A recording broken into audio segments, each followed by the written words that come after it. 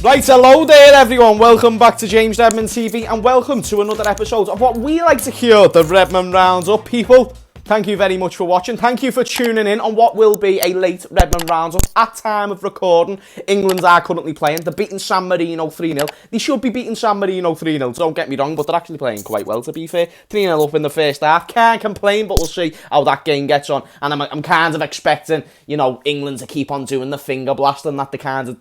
the momentum they've got going at the moment, so keep that finger blasting up if you do so wish, England. That being said, we have got some topics to talk about and we have got some things to delve into. The first thing that I want to delve into, well actually before we delve into it, make sure that you smash the likes and also subscribe if you would like to become a member of the Redmond's Army. Anyway, without further ado, let's get into the Redmond Roundup. So like I said, we have been linked with players, we have been... it's been one of them things where obviously with the summer transfer window getting closer, obviously rumours, links and all this different shite all starts to pop back up for Liverpool Football Club, and it's marvellous. We've been linked with strikers, we've been linked with midfielders, we've been linked with left, right and centre players, but the one name that stood out to me at least, and it weren't even a direct link from Liverpool to Barcelona, but the reason why there's substance to this is because this player is likely to leave Barcelona when it comes to the summer transfer window, and this player is very much certainly Philippe Coutinho. Now, the reason why I'm bringing it up in this show is because I want to know in the comments down below, are you Coutinho in or are you Coutinho stay away? Because it's one of them things where... let's look at both sides of the arguments before I give you my conclusion. So Coutinho inners are going to be thinking, well, just think about this. Think about how good Liverpool was when Coutinho was there in the last season, so the season that he wanted to go to Barcelona. Think about how good Coutinho actually was in that season. Arguably, he was playing his best football of his Liverpool career, and it's one of them things where he had a few very, very good seasons at Liverpool, so that's a very good start, you know what I'm saying. Then he joined Barcelona, then he had a good little stint at Bayern Munich. I believe, from what I remember, that was much more successful than his stint at Barcelona, but still never quite lived up to the heights. But they've still got the fact that, you know, he'll be coming back into the team with a Bobby. He'll be playing under a manager that he's played under before. And the squad hasn't really changed, if any, and it's only really improved. So it's one of them things where it's interesting to see what Coutinho will end up to decide to do. Do you get what I'm saying? So that's a good point for the Coutinho inners. For the Coutinho outers, I feel like they've got a few more points. First one being, even though it is very true that Coutinho was amazing before he left, you have just got to understand that was a Coutinho that was in his prime, essentially, 27, 28. In fact, he was younger than that. I think he was like 26, 27. Before we got to the Champions League final against Real Madrid, I believe. So, yeah, that's actually right. Coutinho has been away from the club for 2 to 3 seasons. So to expect him to come back for the Coutinho inners, and it's not wrong for you to want Coutinho in, that's sound, but... to expect him to come back and have the same impact he did before, I don't know if that's the case, because I feel like we're all kind of expecting the same Coutinho that we did get before. So that's the 2 points of views that the Coutinho inners have got and the Coutinho the Coutinho stay awayers. Also, the Coutinho inners actually have the point of, oh, by the way, he's £35 million. I don't know if I've mentioned that yet, but the money that Barcelona are labelling is £35 million for Coutinho. So maybe I should have brought that up a little bit earlier, but now knowing that information and given the points that I did for both sides, what would you do? Would you buy Coutinho back for Liverpool? Would he improve our squad?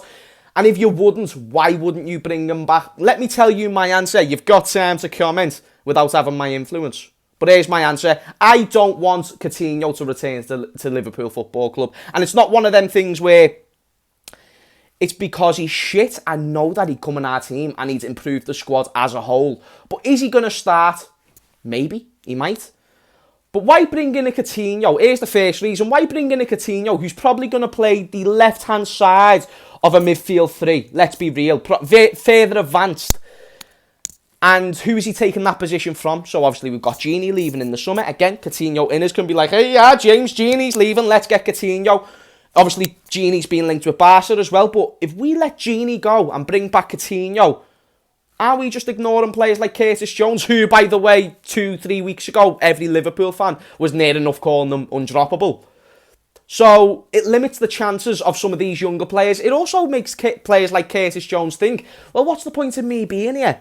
if I'm not even going to get game time over a Coutinho. Because even though competition is good, when you look at a young player like Curtis Jones, yes, competition will be key in his upcoming years. But right now, I don't think he needs another name on that list to where he's not going to be getting game time. I want to see Curtis Jones get that game time when it's actually offered to him and when he can. We're not in many League Cup games. We're not in many FA Cup games.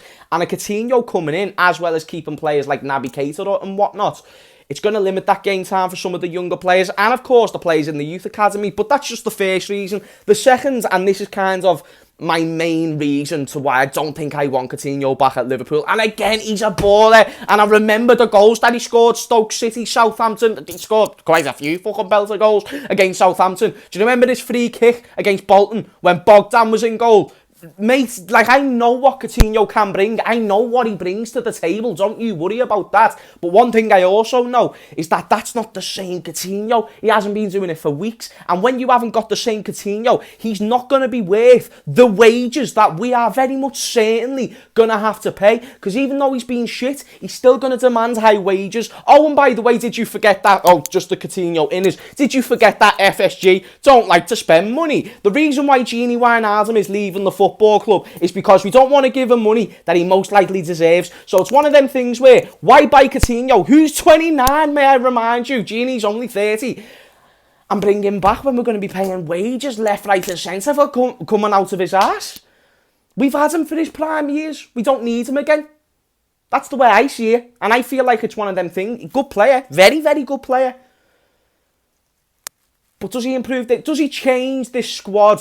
You know, say injuries and whatnot, like all the players who were injured came back and all this. Does he change Liverpool from what would most likely be then either a title challenging side to a title winning side? Does Coutinho really do that? If the answer is yes in your head, then I understand why you would go and want Coutinho back. But again, age, wage, and all of that other shite, I feel like comes into a factor. But let me know in the comments down below what you think. Also, I am seeing reports today that Ole Gunnar Solskjaer might be getting a new deal at Manchester United. Listen, are you going to see me complaining as a Liverpool fan? You certainly friggin' won't, because let me tell you now, if Ole Gunnar Solskjaer is going to get a new contract signed at Manchester United, then we can have a party, because it's one of them things. Man United won't win any more trophies under Ole Gunnar Solskjaer. Clip this up now if you want. Even if it's the Europa League this season, I'll happily be proven wrong. I don't see Manchester United going on and winning any silverware with that manager, at least not anytime soon. Ole Gunnar Solskjaer, he's one of the most split, diverse managers in football, and I feel like the only people who really support him is like some of the United fans who actually genuinely want to buy in to this project of, you know, the backroom staff, you know, involving like Michael Carrick and Darren Fletcher and all that, and obviously Ole Gunnar Solskjaer's a former player. This sort of thing where Manchester United are keeping hold of that legacy of when they were very successful. It's like they're just squeezing every last drop out of that period, and it's going to affect them in the future. I feel like that's. We're already seeing it. They've gone 7 to 8 years without a Premier League. They're not going to get it anytime soon. And actually, I want to present the question for people who are Ole in. What has he done? If you're a United fan especially, what has he done for him to warrant that? Listen, I'm Ole in, but bear in mind, I'm a Liverpool fan. That should speak volumes if neutrals are, you know, wanting your managers to stay. No one wants good managers to stay. If Pep Guardiola will fuck off from City, I'd be buzzing about that. It's the similar case here, and you know, what's he done is you've got to bear in mind, listen, you know, as much as I hate to admit it, if there's any club that overtakes Liverpool of being the biggest club in England, if there's any club, it would be Manchester United. And what comes with being one of the biggest clubs in one of the most successful leagues? Trophies, success, and fair play. Klopp didn't win any trophies in his first year or two at Liverpool, granted, but you've also got to look at the squads of what a Jurgen Klopp had when he first joined Liverpool and what an Ole Gunnar Solskjaer had. Bear in mind, Jurgen Klopp did still go on to win a Champions League and a Premier League. Do you see Ole Gunnar Solskjaer winning either one of them trophies in the next 2 seasons? All people are going to bring up his stats. Oh, but his points have improved. But if he's been in a title race, no, you haven't. Liverpool smoked us. Man City smoked us for the past 2 seasons.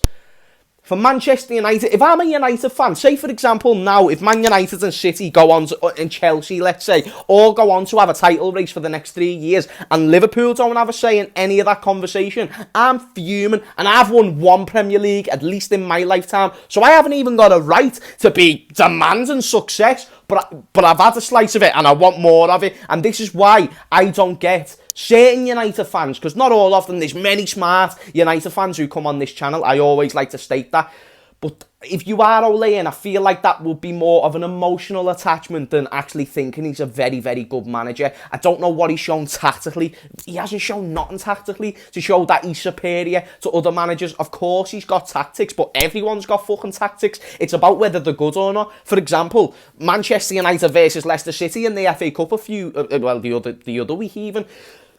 It weren't a game of two teams, it was a game of two managers, and yes, you can blame the players all you want in that game, but it's also the manager for not giving them the right instructions to go out and actually play.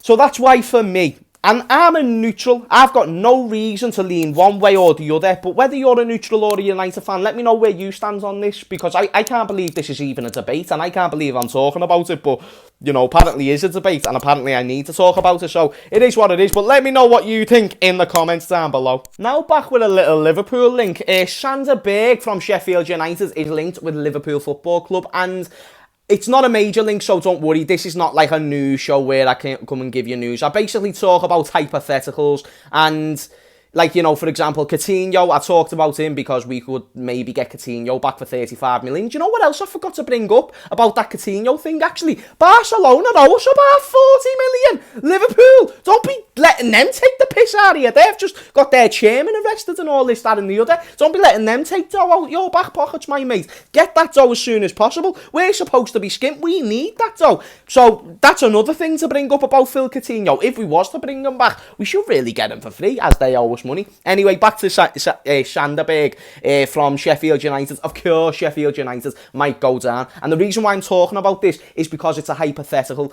and Coutinho back to Liverpool is a hypothetical. Ole Gunnar Solskjaer is likely to get a new contract. Still not confirmed, but if it does happen, then right now I'm talking about it as a hypothetical. This is also a hypothetical thing that could possibly happen. I don't think it will. And I also don't know if I want this to happen. Sander Berge, very good player. Oh my God, quality on the ball, fantastic. I think he's 23 years of age as well, so very good young player. Maybe a bit further down the line could be a very good investment. Maybe even now could be a very good investment. But when you look at Sander Berge, he's a CDM. You know, he can play a little bit further forward. He is very, very good on the ball. I will grant him that. He's very talented. It's one of them things. You don't see many defensive midfielders with talent on the ball, and he's got talent. He can go forward. He can show signs of being able to give your team a little bit of something different, even from the six. But obviously, you're not taking Sander Berge over Fabinho, so then what situation are you in? Would he come in as a backup? Would he come in as a first teamer? Let me know in the comments down below. Would you take Sander Berge from Sheffield United? I'm assuming we'd have to play a little bit of a hefty fee, but also probably not too bad with the fact they are going down. And actually, no, he's not English. Why am I thinking he's English? He plays for the same team as Haaland, so he won't be English. So there we go. We might be able to get Berge for the cheap. I would take him, but only for depth, and that's why I wanted to bring it up, because he is a very good player, and I feel like the Redmond's army will be a little bit split on this, so let me know in the comments whether you would take Berge at Liverpool. So, people, that will be the end of today's Redmond Roundup. I hope you... I'm not going to do it again. I hope you enjoyed. I was going to do my outro again, but nah, shut it. We're family. Yeah, I hope you did enjoy. If you did, smash a like, subscribe. But before we do end the video, I want to just show you a little clip and a discussion that we had from 888 Sport. Here it is. Wan-Bissaka as one. I've got Reece James as one, but I've got to go with the Maddison one, because he is a great player, and he's having a great season. But in his position, there's just too much, and he can only play one position. The lack of versatility is going to kill him. James?